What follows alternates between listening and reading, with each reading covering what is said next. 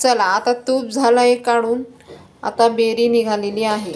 आता या बेरीमध्ये आपण बहीण भाऊ किती भांडणं करायचो आधी बेरी खाण्यासाठी, तेव्हा आपला नंबर होता ना खायचा. आता मुलांमुळे आपला नंबर लागू शकणार नाही. कुणाकुणाला बेरी आवडते खायला.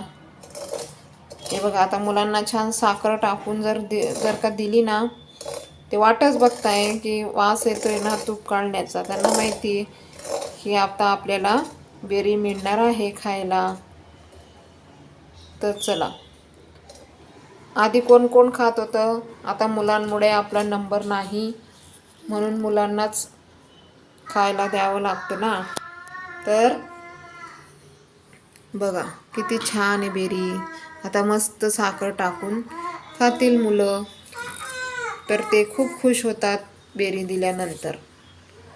चला, कोण कोण खायचं मला नक्की कमेंट्स करून सांगा बरं का, आणि कोणाकोणाला आवडतं तेही सांगा.